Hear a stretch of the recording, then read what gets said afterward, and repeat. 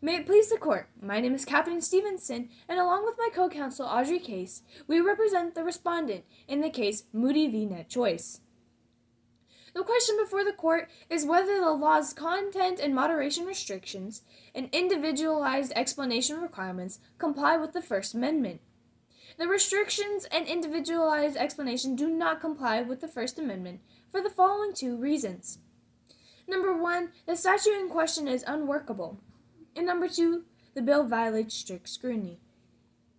The statute in question is unworkable for the definitions are vague and overbroad. The bill is far too overbroad, grouping specific platforms that are made for specific purposes as a public forum once they reach a certain size. Once they reach this size, they will be forced to host users that utilize their platform contrary to the way that it was meant to be used. For example, Farmers Only, a platform meant for farmers in the community, are meant to host simply farmers in the community or those interested in farming. However, once they reach the size of around 3 million users, they would have to host users that will essentially wash away the meaning behind their platform.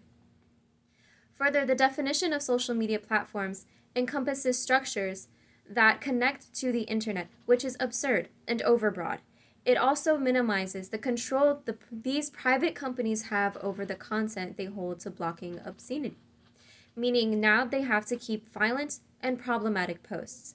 What is even more absurd is that the bill states that the platform may only promote posts without not promoting others, which is circular at best. To promote a post, others are automatically being demoted as that is the nature of such an action. The statute is unclear in what it requires from the social media companies to do. The law compels social media companies to disclose and adhere to standards for censorship, deplatforming, and shadow banning, but does not define what those standards are. This interferes with their right to control the image of these platforms by compelling them to host content they disagree with or limiting their ability to moderate content according to their own standards. And further, how is a company supposed to follow a statute they don't understand what it means?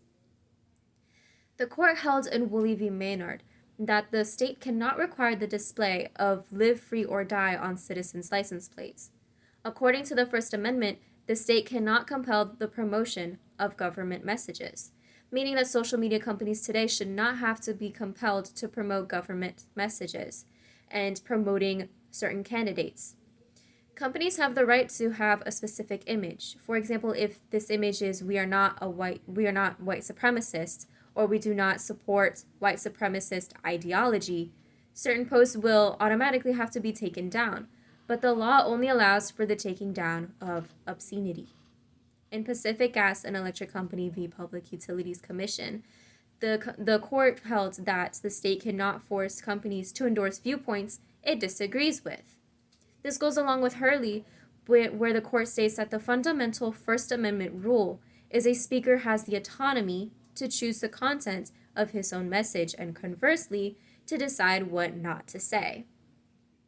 However, if the social media companies simply follow this ideal, it faces a fine, according to the statute, of $250,000 per day for deplatforming a candidate for statewide office and $25,000 per day for deplatforming any other candidate, in addition to the remedies provided in Chapter 106. Facing these fines means that pretty much any social media platform, including the smaller ones and even the bigger ones such as YouTube, which takes down multiple posts or comments or platforms in general, meaning accounts, they face the challenge of going bankrupt with such high fines, which leads me to my next point. That is that the statute is simply unworkable both in practice and under First Amendment ideals.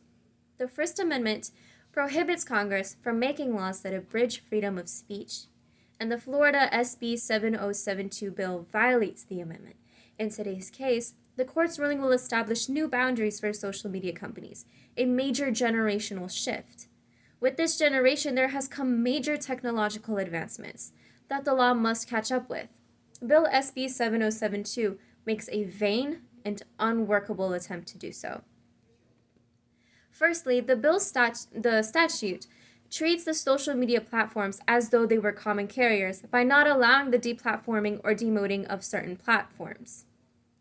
A common carrier, as far as we got today, the most stable definition of common carriers, as it varies between cases, is something such as Verizon or T-Mobile, something that a user has to pay for and gets their services no matter their ideal, no matter the purpose of using that service.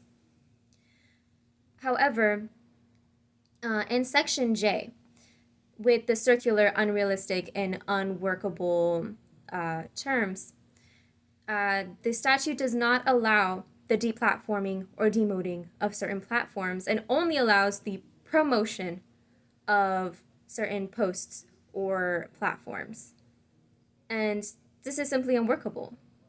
According to Hurley v. Irish, the fundamental First Amendment rule a speaker has is the autonomy to choose the content of his own message, as I stated before. And this complements Sorrell v. IMS, in which the court states content-based and speaker-based restrictions were subject to heightened scrutiny. Not allowing social media companies to deplatform or demote a post is a restriction on the company and their ability to maintain the organization's image. The court further states in Sorrell v. IMS that even commercial speech is entitled to constitutional protection. As social media companies do promote their platforms to a degree, they also have the right to choose the content they promote, whether directly or indirectly, and they should be considered commercial speech and thus be protected under the First Amendment. Furthermore, the statute places too heavy a burden on the social media companies.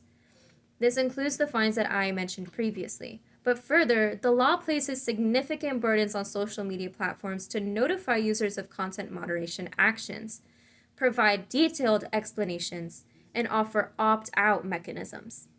These requirements are overly burdensome and could lead to self-censorship by platforms, hindering their ability to efficiently moderate content. In National Institute of Family and Life v. Becerra, the court stated that imposing content-based regulations on professional speech created a risk of the government seeking to suppress unpopular ideas rather than advance legitimate regulatory objectives. These regulatory objectives include protecting not only the users, such as in the case of Packingham, but also the First Amendment freedom of speech.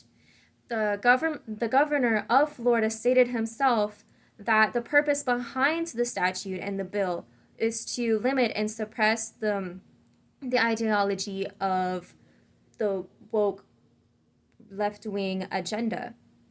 This proves that in today's case, the state was seeking to suppress unpopular ideas rather than advancing the legitimate regulatory objectives, as was the concern in National Institute of Family and Life v. Becerra.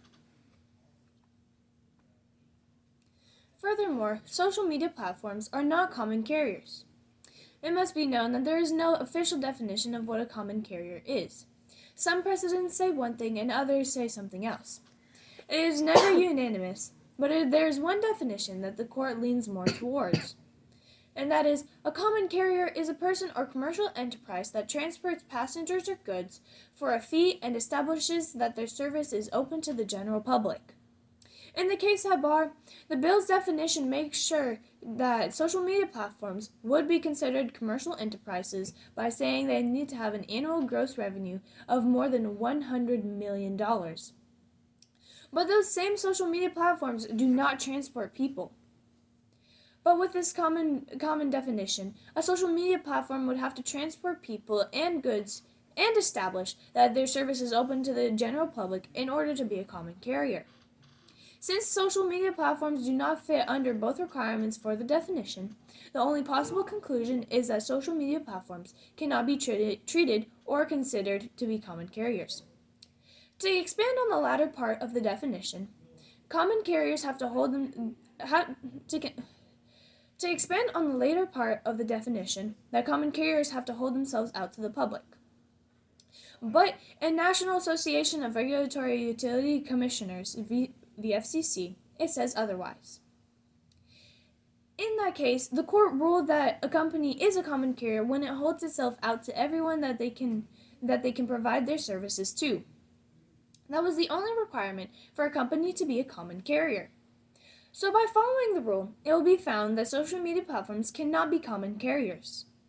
Majority of social media platforms that would be affected by the bill do not hold themselves out to the public, but rather they simply live in the modern public square. So by living in the modern public square, there would be no way for social media platforms to even be considered or treated like common carriers. Another reason social media platforms are not common carriers is because they are internet companies. By saying that social media platforms are common carriers, like Florida has said, it leaves room for the argument of preemption. Preemption must be argued because there is already an act in place that is used to distinguish what a common carrier is and what it is not. The Telecommunications Act of 1966 explicitly differentiates interactive computer services, which is what social media is considered in the modern public square, from common carriers or telecommunication services. The Act itself said that internet companies and common carriers are two different things, and that cannot be both at the same time. But Florida still chooses to say that social media platforms should be treated like common carriers. While Florida did not say that social media platforms are common carriers, even with the same change of wording, the Act still applies, meaning that social media platforms cannot be common carriers because they are internet platforms for interactive computer services. Also, the definition social media is given by the Act matches with the definition given by the bill, meaning that there is no way that social media platforms can even be considered to be common carriers. Lastly, social media platforms cannot be considered to be common carriers because the bill violates stare decisis. In the court case Hurley v. Irish American Gay, Lesbian, Bisexual Group of Boston, the court made a decision significant to the case presented. The court ruled that it was constitutional for a parade organization or any other group with a message to exclude groups from the parade that do not have the same ideas. This can be applied to today's case. Social media platforms should be able to exclude groups with differing ideas because both parade organizations and social media platforms are private companies and have a reputation and an image to uphold. Take Twitter, or now called X, for an example. One of Twitter's ideas is inclusivity, whether it's online or in a community. But everybody is allowed to use Twitter, so if there is a group of people that are being openly racist to others on Twitter, Twitter should have the power to remove the group so that it doesn't mess with their image and views, nor the company's right to freedom of speech. The exact same thing happened in Hurley, so to consider social media platforms as common carriers would completely ignore Hurley. Since Hurley has not been overturned, the court cannot exclude its arguments, making it so that the only reasonable thing to say is that social media platforms cannot be considered or treated as common carriers because the bill violates stare decisis.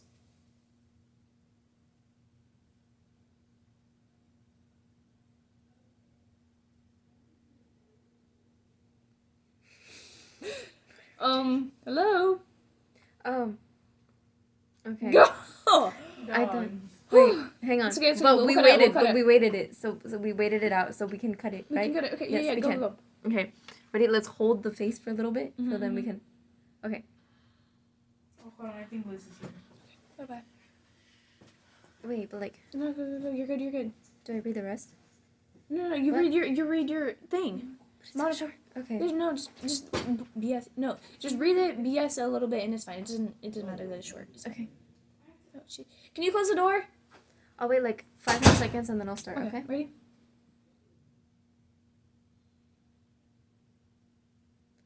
The third point is that the bill treats the companies as a public forum in the modern public square, which is fundamentally incorrect. If there is a modern public square, it is the internet, and platforms such as Facebook and Twitter are private companies that use the modern public square. Just because something is in a public place does not mean that it is not private. Most precedents that require public forums to host speech are thus invalid here, as the forums are private.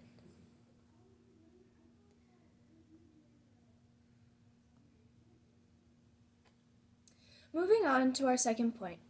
The bill fails strict scrutiny.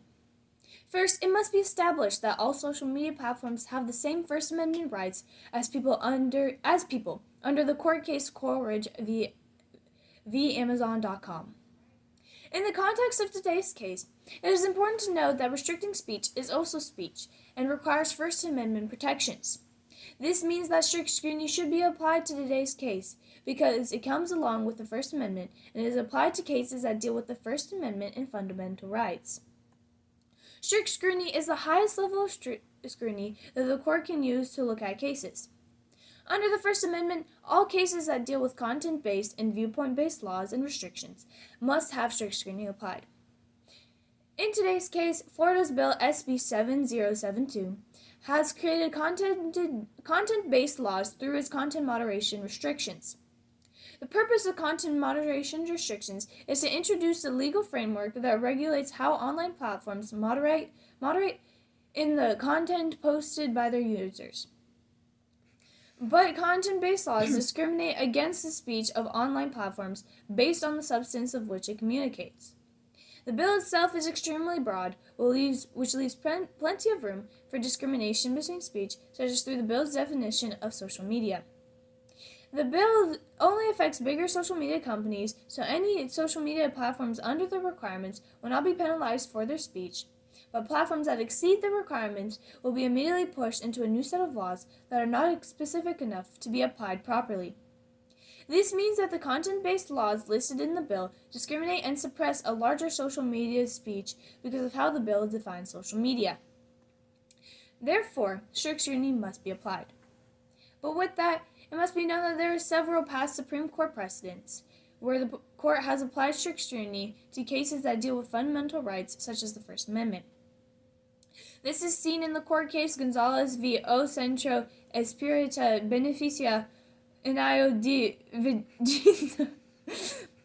Oh gosh, okay, sorry. No, let's wait.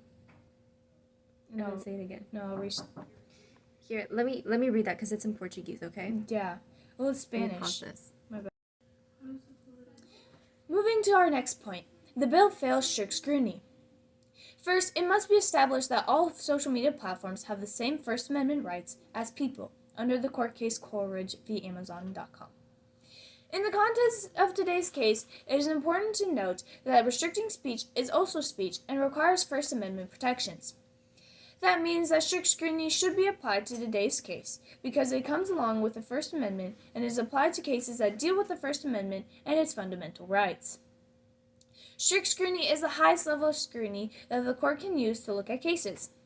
Under the First Amendment, all cases that deal with content-based and viewpoint-based laws and restrictions must have strict scrutiny applied. In today's case, Florida's Bill SB 7072 has created content-based laws through its content moderation restrictions. The purpose of content moderation requirements is to introduce the legal framework that regulates how online platforms moderate the content posted by their users. But content-based laws discriminate against the speech of online platforms based on the substance of what it communicates. The bill itself is extremely broad, which leaves plenty of room for discrimination between speech, such as through the bill's definition of social media. The bill only affects bigger social media companies, so any social media platforms under the requirements will not be penalized for their speech. But platforms that exceed the requirements will be immediately pushed into a new set of laws that are not specific enough to be applied properly. This means that the content-based laws listed in the bill discriminate and suppress a larger social media speech because of how the bill defines social media. Therefore, strict scrutiny must be applied. But with that, it must be known that there are several past Supreme Court precedents where the court has applied strict scrutiny to cases that deal with fundamental rights, such as the First Amendment. This is seen in the court case Gonzalez v. O Centro Espírita Beneficia Inayo de Vegeto, where they applied strict scrutiny to find the compelling governmental interest for the religious usage of a tea called Joseca. that contained a kind of drug in it.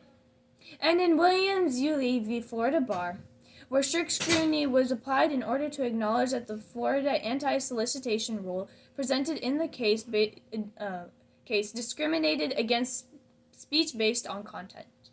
Both cases deal with fundamental rights that are found under the First Amendment.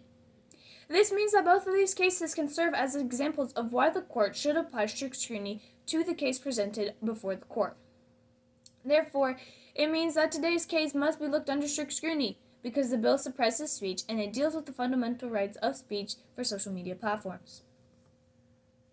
While the bill must be justified under strict scrutiny, it will not pass it. In the court case United States v. Harlan Products Company, presents the levels of judicial scrutiny, or more commonly known as strict scrutiny. These levels are the same ones mentioned and argued for in the case at bar. The case presents three requirements for the highest level of judicial scrutiny, or also known as strict scrutiny. There must be a compelling governmental interest, it must be narrowly tailored to another law or bill that is constitutional, and it must pass the least restrictive means test. Florida's bill does not pass under any of these requirements. The bill does not create a compelling governmental interest, it is not narrowly tailored to any other constitutional bill or law, and it does not pass the least restrictive means test. Firstly, there is no compelling governmental interest within the bill. For a governmental interest to be compelling, it must be essential rather than a matter of choice, preference, or discretion. This simply isn't the case for Florida's bill. Throughout the bill, there are many instances where the bill is found to be targeting, meaning that the governmental interest is not compelling. An example of where the bill is seen to be targeting is through the definition the bill gives for social media platforms. The bill targets bigger social media platforms that have opinions that differ from the state's opinions. In the bill's definition, it states that social media platforms must provide or enable computer access by multiple users to a computer server, which means that, by the bill's definition, only applies to social media platforms with a presence online and not in apps. That means that any social media platform that uses an app as its platform will not be affected by the bill. The bill also states that a platform must satisfy at least one of the following thresholds. It must have an annual gross revenue of over $100 million, or it must have at least 100 million monthly individual platform participants globally. With this requirement, it targets the bigger social media platforms and not the smaller social media platforms. Targeting and fairness is not a valid governmental interest, meaning that the bill does not create a compelling governmental interest. It must be known that there is a Supreme Court precedent that is very similar to the way strict scrutiny was applied and how the court ruled on the case presented, except it looks at religion rather than speech. This court case is called the Church of Lukemi Babalu I versus the City of Hialeah. In Lukemi, Florida created a law that indirectly targets a religious faith and affected an entire group of people, which violated their First Amendment right. In that case, the court ruled that the bill did not have a compelling governmental interest because of how it targeted the church. This reasoning can be applied to today's case.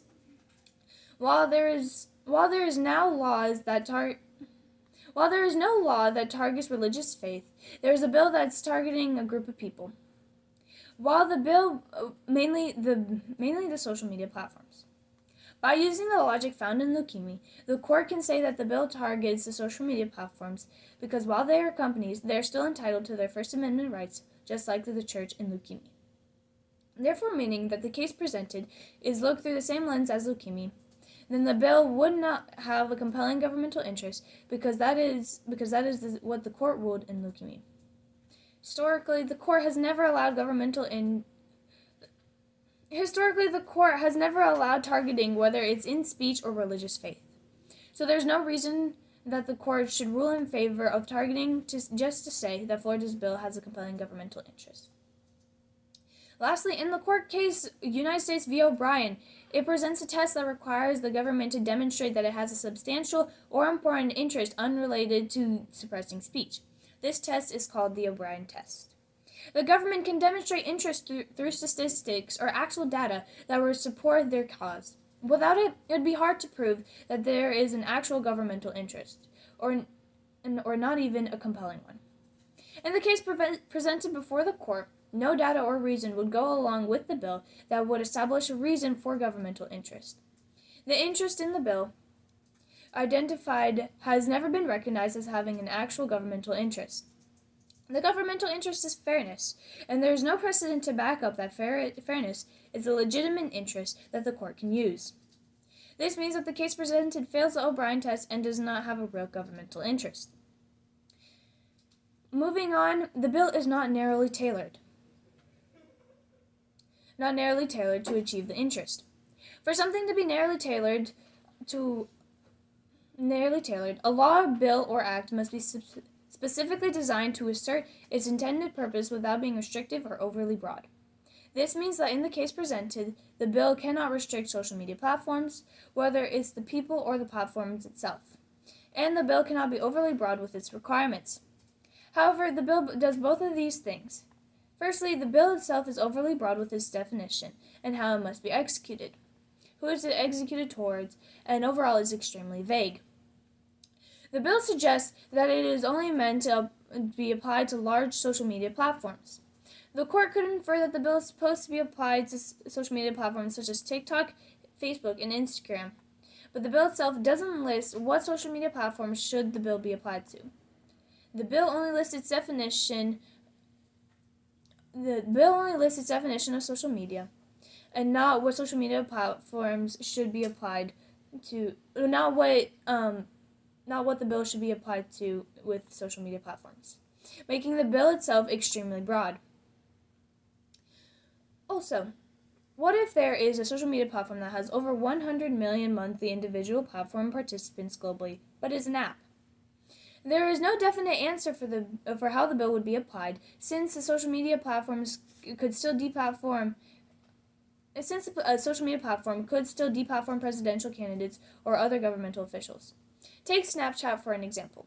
Snapchat has over 750 million monthly individual platform participants, which means it would fall under the bill's definition of what a social media platform is. Except that Snapchat is an app. While it does have a website, the app is more commonly used over the website. So Snapchat at the time fits and does not fit under the bill's definition.